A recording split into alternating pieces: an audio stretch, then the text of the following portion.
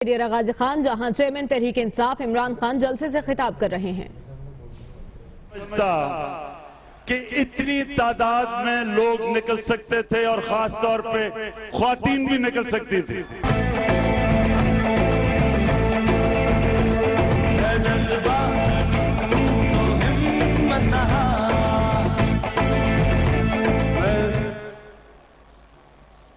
मैं आपको फिर से खराज तहसीन पेश करता हूं और मुझे हैरत है कि अभी तक लोग आ रहे हैं। मैं आपसे माजरत भी करता हूं कि मुझे इतनी देर के बाद डेरा गाजी खान नहीं आना चाहिए था, पहले आना चाहिए था, लेकिन बोलो कौन बचाएगा पाकिस्तान।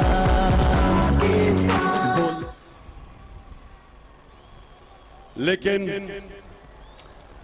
अगर मैं यहां आया नहीं, डेरा गाजी खान के लोगों ये ना समझना कि मुझे आपके मसले मसाइल का पता नहीं था, इल्म नहीं था। मुझे सब पता है कि क्या हो रहा है यहां। डेरा गाजी खान के लोग सब, जनूबी पंजाब के लोग सब तख्ते लाहौर से तंग आ चुके हैं।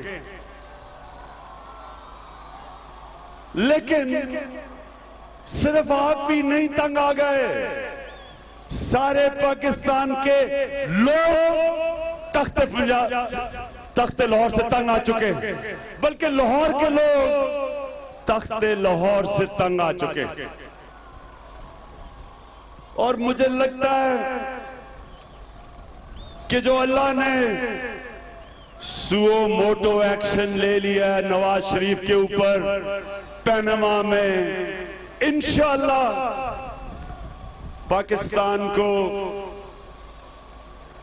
शरीफ माफिया से निजात हासिल मिल जाएगी इंशाअल्लाह। बताएं जरा हाथ खड़ा करके, आप शरीफ माफिया से निजात चाहते हैं? मैं देख रहा हूं पीछे भी हाथ खड़ा करके मुझे बताएं कि आप एक नया पाकिस्तान चाहते हैं। और मैं अब आपको बताऊंगा कि नया पाकिस्तान की जो हम बात करते हैं वो क्या है। नौजवानों, आप खास तौर पे, ये नया पाकिस्तान क्या है? ये नया पाकिस्तान क्या है? नया पाकिस्तान वो है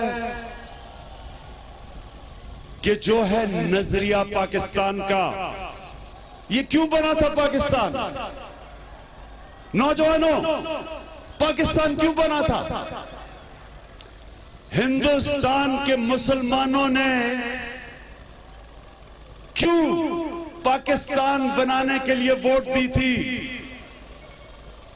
क्योंकि हिंदुस्तान के मुसलमान इलामा इकबाल की ख्वाब के एक मिसाली इस्लामी रियासत चाहते थे, एक फलाई इस्लामी रियासत। वो क्या थी? वो कौन सी रियासत थी? किस लिए लाखों लोगों ने कुर्बानी दी पाकिस्तान के लिए? क्यों जरूरत पड़ी पाकिस्तान की? इलामा इकबाल ने कहा कि हम बर्रे सगीर में एक ऐसा मुल्क बनाएंगे जो सारे इस्लाम की मुसलमान दुनिया में और दुनिया में एक मिसाल बनेगी कि इस्लाम क्या है, कि इस्लाम के वो कौन से असूल हैं जिनके ऊपर हम एक अजीम मुल्क बनाएंगे। और वो रियासत किस मॉडल पे बननी थी? वो बननी थी मदीना की रियासत पे। मदीना की रियासत दुनिया की तारीख की पहली फलाई रियासत बनी थी। एक अदल और इंसाफ का निजाम बना था।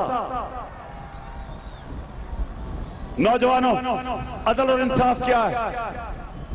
इंसाफ वो होता है जो हर इंसान को उसका हक मिलता है। हर इंसान को जो उसका हक है वो मिलता है। हर इंसान कानून के सामने एक बराबर होता है।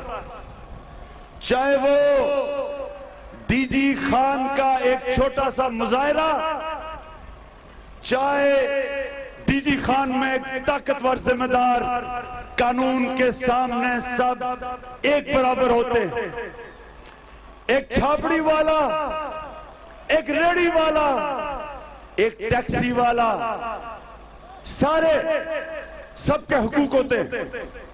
कोई ताकतवर कमजोर के ऊपर जुल्म ना कर सके, कोई ताकतवर कमजोर का हक ना मार सके, उसको इंसाफ कहते हैं। और अदल क्या होता है? अदल क्या होता है? अदल वो होता है जो ताकतवर पैसे वाले लोग अपने हिस्से से उन लोगों को देते हैं जिनको अल्लाह ने ज्यादा नहीं दिया। यानी अदल वो होता है कि जब एक मुल्क में फैलाई रियासत बनती है, ताकतवर अपने पैसे से उन लोगों को पैसा देते हैं, उनको लोगों की तालीम के लिए, सेहत के लिए, रोजगार के लिए, जो लोग जिन लोगों को माशरे में ज्यादा नहीं मिला। मगरिब के अंदर फलाई रियासत में एक आम आदमी को मुफ्त तालीम और बेहतरीन तालीम, एक गरीब आदमी को अस्पतालों में मुफ्त इलाज और बेहतरीन इलाज, एक गरीब आदमी अदालत में जाता है उसको मुफ्त इंसाफ मिलता है, हुकूमत वकील करके देती है। इसको एक फलाई रियासत कहते हैं। एक नौजवान, एक गरीब आदमी बेरोजगार होता है, हुकूमत उसको पैसे देती है जब तक उसको रोजगार नहीं मिलता। ये सारी मगरिब के अंदर, यूरोप में, बर्तानिया में ये फलाई रियासत चल रही है। हमारा मुल्क एक मिसाल बनना था जिधर हमने पाकिस्तान को एक फलाई रियासत बनाना था। बदकिस्मती से ना या इंसाफ है, ताकतवर के लिए एक कानून, कमजोर के लिए दूसरा कानून, ना या एक आम आदमी को तालीम मिलती है जिधर एक आम आदमी घर का बच्चा पढ़ के बड़ा इंसान बन सके, बड़ा ओहदा ले सके। या जो आम लोगों को उर्दू मीडियम, दीनी मदरसों में तालीम मिलती है, वो माशरे में ऊपर नहीं जा सकते। यूरोप में सरकारी स्कूलों में मुफ्त तालीम मिलती है, मुल्क के प्राइम मिनिस्टर बन सकते हैं वो। और नौजवानों, ये है नया पाकिस्तान जो इंशाल्लाह हम बनाएंगे। हमने वो पाकिस्तान बनाना है जिधर इंशाल्लाह सरकारी स्कूलों में एक आम आदमी का बच्चा पढ़ के मुल्क का वजीर आजम बन सके। हमने वो पाकिस्तान बनाना है जिधर एक गरीब आदमी अस्पताल में जाता है, उसको दवाइयों के पैसे नहीं देने पड़ते, उसको बेहतरीन इलाज मिलता है। आज अभी सैफ खोसा ने कहा कि यहां शौकत खानम हॉस्पिटल बनाना। सैफ खोसा ने कहा कि डीजी खान में शौकत खानम हॉस्पिटल बने।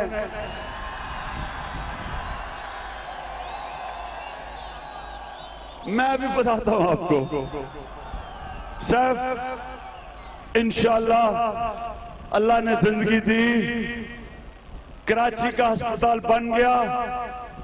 उसके बाद कोशिश करेंगे कि डीजी खान के पास एक बेहतरीन अस्पताल बन सके।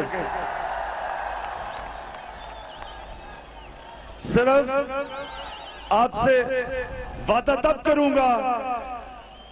करूंगा जब मैं ये कर सकूं। झूठा वादा नहीं करूंगा आपसे। कैंसर अस्पताल बनाना आसान काम नहीं है। डॉक्टर चाहिए, मशीनें चाहिए, उनके लिए इंजीनियर्स चाहिए। इंशाल्लाह कोशिश करूंगा। लेकिन आज शौकत खानम कैंसर हॉस्पिटल में खुद जाके देखे, गरीब आदमी को मुफ्त इलाज मिलता है, मुफ्त दवाइयां मिलती हैं, मुफ्त खाना मिलता है अस्पताल में। 1 रुपया खर्च नहीं करता। एक दफा गरीब आदमी अस्पताल में आ जाए, इंशाल्लाह सारे पाकिस्तान में अस्पताल हम वो बनाएंगे जिस तरह शौकत खानम है कि एक आम आदमी को मुफ्त और बेहतरीन इलाज मिले। और दूसरा, इंशाल्लाह रोजगार, ये हक होगा हर पाकिस्तानी शहरी का कि अगर हुकूमत रोजगार के मौके नहीं दे सकती एक आम आदमी को, हुकूमत उसकी मदद करेगी जब तक उसको रोजगार नहीं मिलता। नौजवानों, ये मैं कोई ऐसी बात नहीं कर रहा जो दुनिया में बाकी मुल्कों में नहीं हो रही। आज यूरोप में हुकूमत जिम्मेदारी लेती है रोजगार देने के लिए। आम लोगों को रोजगार मिलता है, अगर नहीं मिलता तो हुकूमत पैसे देती है जब तक रोजगार नहीं मिलता। अब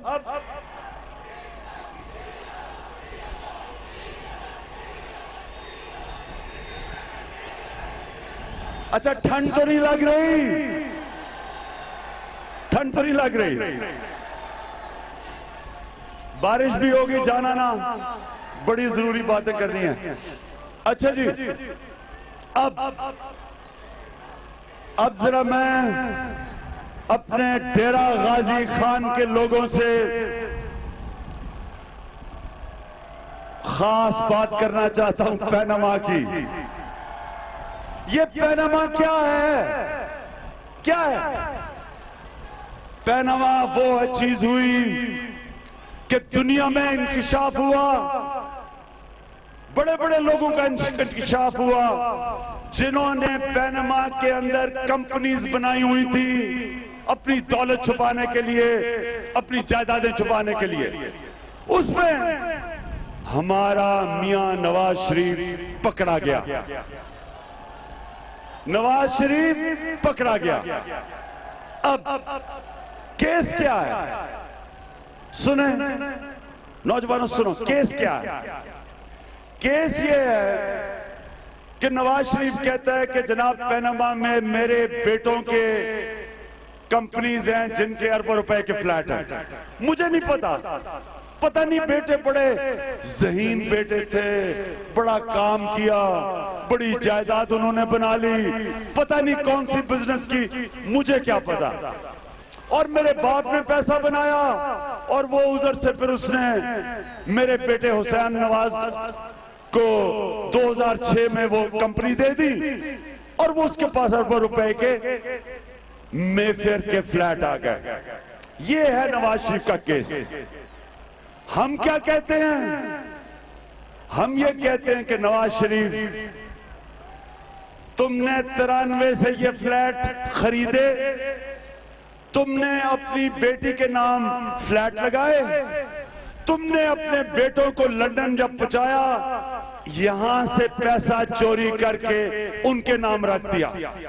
और जिस तरह नवाज शरीफ आपने पाकिस्तान कौम को तकरीर करते हुए कहा कि जब इंसान करप्शन करता है और चोरी करता है अपने नाम पे कुछ नहीं रखता। नवाज शरीफ, तुमने अपने नाम पे कुछ नहीं रखा, तुमने बच्चों के नाम पे रखा। ये हम कह रहे हैं कि तुमने बच्चों के नाम पे यहां से पैसा चोरी करके, मनी लॉन्ड्रिंग करके बाहर भिजवाया। और ये पैसा किसका था? किसका था? ये पैसा पाकिस्तानी कौम आपका था, ये इमरान खान का नहीं है। ये सारी पाकिस्तानी कौम का पैसा चोरी करके बाहर गया। साउथ कोरिया में जब उनको पता चला कि उनकी सदर ने उनका पैसा करप्शन किया, और वो छोटी सी करप्शन थी, साउथ कोरिया के लोग सड़कों पे निकले, लाखों लोग निकले अपने पैसे की हिफाजत करने। जब आइसलैंड का प्राइम मिनिस्टर वो जब पनामा में उसकी बीवी का नाम आया, आइसलैंड के लोग सड़कों पर निकले और उन्होंने डिमांड किया कि इस्तीफा दो, और इस्तीफा लिया। आज पाकिस्तानी कौम ये सब अब समझ जाए कि जब तक ये करप्शन की कैंसर खत्म नहीं होती, ना यहां गुर्बत खत्म होगी, ना आपको रोजगार मिलेगा, ना यहां सरमायाकारी होगी, ना इदारे ठीक होंगे, ना मुल्क आगे बढ़ेगा। अवाम गरीब हो जाएगी। जिनका पैसा चोरी होता है करप्शन में, छोटा सा तबका अमीर होगा। इसलिए ये पनामा की जंग पाकिस्तानी कौम की जंग है, करप्शन की जंग हम सब की जंग है। करप्शन की जंग जब जीत गए, पाकिस्तान बदल जाएगा। तो नवाज शरीफ कहते हैं, इनका वकील कहता है कि जनाब 2006 में मेफेयर की अपार्टमेंट्स ली। बीबीसी क्या कहती है? बीबीसी में क्या आया? बीबीसी ने यह कहा कि 93 से कोई मालिक बदला नहीं। इसका मतलब बीबीसी में भी आ गया कि मियां साहब आप झूठ बोल रहे हैं। और बीबीसी ने नहीं कहा, एफआईए की रिपोर्ट है 98 में कि मियां साहब आपने पैसा मनी लॉन्ड्रिंग करके मेफेयर की अपार्टमेंट्स ली।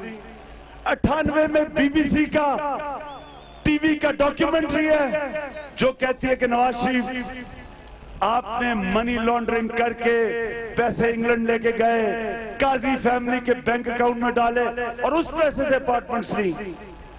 और इसहाक डार का एफिडेविट है 2000 में कि आपने नवाज शरीफ पैसा पाकिस्तानी कौम का मनी लॉन्ड्रिंग करके इसहाक डार के जरिए लंदन भिजवाया।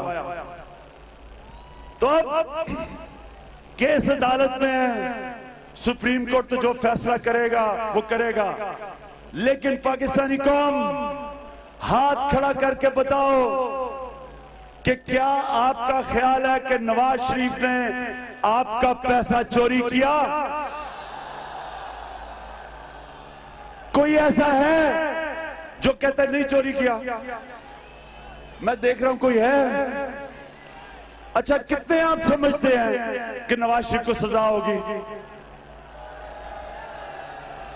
माशाअल्लाह माशाअल्लाह, हम सबको अल्लाह पे ईमान है और हमें पाकिस्तान के इंसाफ के निजाम के लिए हम दुआ करते हैं कि पाकिस्तान का इंसाफ का निजाम भी इस मुल्क में ताकतवर और कमजोर को एक ही तरह देखे। आज तक ये नहीं हुआ।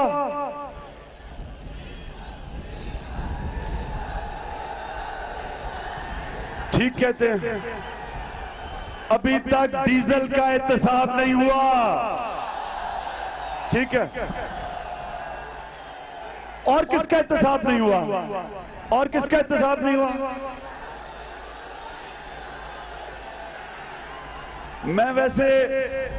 मैंने अपनी करप्शन की क्रिकेट की टीम बनानी है। मैं बड़ी देर से अपनी करप्शन की क्रिकेट टीम बना रहा हूं। कैप्टन नवाज शरीफ होगा उसका। खड़ा है कोई मैदान, ठीक करेगा सब कप्तान, नया बनेगा पाकिस्तान, नया बनेगा पाकिस्तान, नया बनेगा पाकिस्तान, डट के खड़ा है कोई मैदान, नया बनेगा पाकिस्तान। जी, डेरा गाजी खान के लोगों, ठंड तो नहीं लग रही? चलें तो अच्छा, अब आखिर में छोटी सी पहले मैं पैनामा की बात खत्म कर दूं। केस ये है कि अगर नवाज शरीफ ने यह साबित ना किया कि 93 में कतरी के इनके फ्लैट नहीं थे और कतरी के फ्लैट थे, अगर वो साबित ना कर सका तो नवाज शरीफ आपकी हो जाएगी छुट्टी। और अगर आपने ये साबित ना किया, पैनामा के इंकशाफात में यह साबित होता है कि मरियम नवाज की मलकियत है मेफेयर की अपार्टमेंट्स में, ये आईसीआईजे में इंकशाफ हुआ, ये पैनामा की इंकशाफ है। तो अगर ये साबित हो गया कि मलक इन मेफेयर की फ्लैट्स के मालिका मरियम नवाज है, नवाज शरीफ फिर आपकी छुट्टी हो गई। क्योंकि अगर मरियम नवाज मालिका हो गई मेफेयर के फ्लैट्स में, जो आईसीआईजे कहता है, इसका मतलब कि कतरी का लेटर, कतरी का खत झूठ था। इसका मतलब कि अगर मरियम नवाज की मलकियत है तो मरियम नवाज के पास तो पैसा ही नहीं था। इसका मतलब नवाज शरीफ आपका पैसा है, इसका मतलब आप पकड़े गए। बहरहाल अदालत में केस चल रहा है, हम देखेंगे। अब मैं सिर्फ ये जो मैं नया पाकिस्तान की बात कर रहा हूं, मैं ये फिर से आप आगे बात बढ़ाऊं कि याद रखें, एक कौम जिसका नजरिया खत्म होता है, कौम मर जाती है। हमारा नजरिया था कि हमने एक अजीम, एक फलाई रियासत बनानी थी जिसमें इंसानियत थी और इंसाफ था। ये अगर हमने रियासत ना बनाई, जिस तरफ पाकिस्तान जा रहा है, तबाही की तरफ जा रहा है। एक छोटा सा टोला मुल्क में हावी होके करप्शन करता है, चोरी करता है, इदारे तबाह करता है, इस मुल्क में अपने बच्चों को आगे ले आता है, मुल्क में जमहूरियत नहीं आने देता। वो दो रास्ते हैं, या हम एक रास्ते पे तबाही के रास्ते पे जाएंगे, और या हम वही नजरिया लेंगे पाकिस्तान का जिससे इंशाल्लाह ये एक अजीम मुल्क बनेगा। जब आप नमाज पढ़ते हैं, आप अल्लाह से एक ही दुआ मांगते हैं कि अल्लाह मुझे उनके रास्ते पे लगा जिनको तूने नेमतें बख्शी, उनके रास्ते पे नहीं जो अपनी तबाही के रास्ते पे गए। एक रास्ता है जिनको अल्लाह ने नेमतें बख्शी, वो अल्लाह के पैगंबर थे जो सारे अदल और इंसाफ के लिए जो जंग लड़ रहे थे, और दूसरी तरफ तबाही का रास्ता था जो अदल और इंसाफ के रास्ते से हट के जुल्म के रास्ते पे चले गए, जिसके मुतालिक हजरत अली ने फरमाया कि कुफर का निजाम चल जाएगा लेकिन जुल्म का निजाम नहीं चल सकता। हमारे सामने ये दो रास्ते हैं, हम या पाकिस्तान के नजरिए की तरफ जाएं, जद्दोजहद करें अदल और इंसाफ के निजाम के लिए, और या फिर एक तबाही का रास्ता है। इंशाअल्लाह ये जो हमारी करप्शन के खिलाफ जद्दोजहद है, ये है ही अदल और इंसाफ के लिए। ये वो जद्दोजहद है जिसके लिए पाकिस्तान बना था, और इंशाअल्लाह जब हम कामयाब हो जाएंगे, अल्लाह ने हर चीज इस पाकिस्तान को दी है। अल्लाह ने यहाँ तेल दिया है, गैस दिया है, कोयला दिया है, ज़रख़े जमीन दी है, 12 मौसम दिए हैं, एक ऐसी आबादी आप जैसी कौम दी है जो दलेर है, जो कुर्बानियां देने वाली है। वो कौम है मेहनत कश है।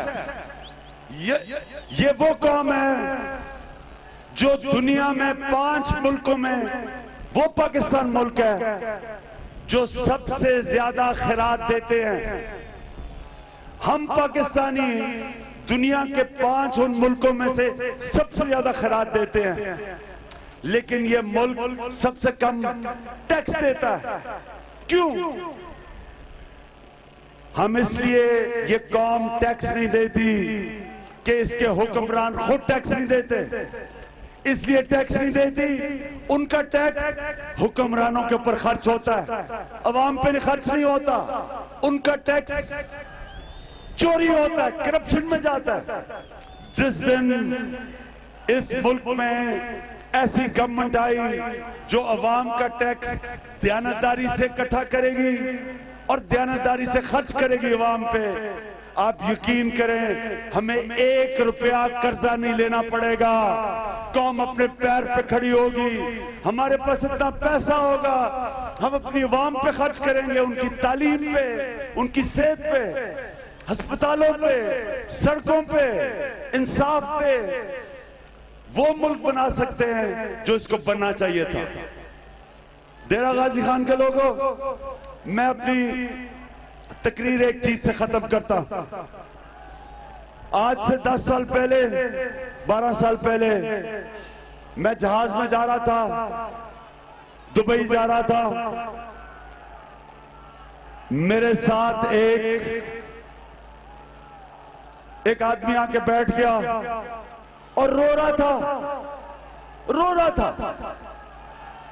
मैंने उससे पूछा कि क्या वजह है, क्यों रो रहे हो? मैंने समझा कि ये हवाई जहाज से डरता है। कई लोगों को डर लगता है जहाजों से कि गिरना पड़े। तो मैंने उससे पूछा क्यों रो रहे हो? कहता जी मुझे अपने बच्चे याद आ रहे हैं। मैंने पूछा क्यों याद आ रहे हैं? कहता जी मेरे 9 बच्चे हैं, मैं दुबई में काम करने जा और 2 साल के बाद वापस आऊंगा।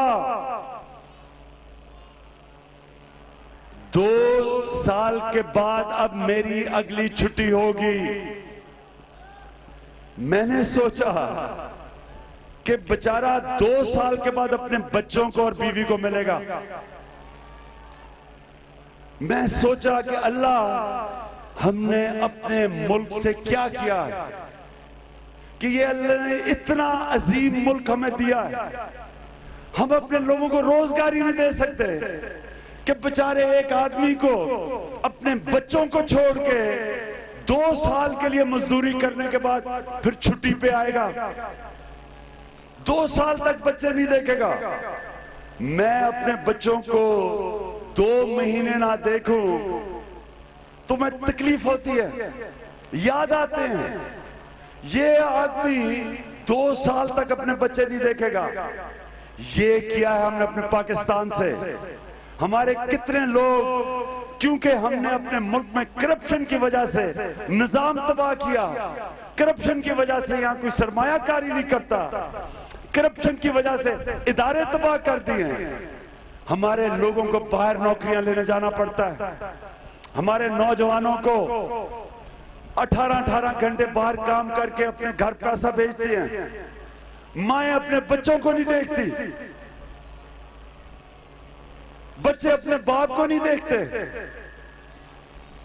खामद अपनी बीवियों को नहीं देखते। ये है जुल्म का निजाम। मेरे पाकिस्तानियों, इस निजाम के खिलाफ आपने जद्दोजहद करनी है। अगर हम इस मुल्क में अदल और इंसाफ के लिए नहीं लड़ेंगे, ये बड़े बड़े मगरमच्छ जो पैसा लूट के बाहर अरबों रुपए की जायदादें बनाई हुई हैं, अगर हम इनके सामने खड़े नहीं होंगे, अगर हम जालिम के सामने सर झुका देंगे, ये इसी तरह बेचारे हमारे लोग तकलीफें बर्दाश्त करेंगे। चेयरमैन तहरीक इंसाफ इमरान खान डेरा गाजी खान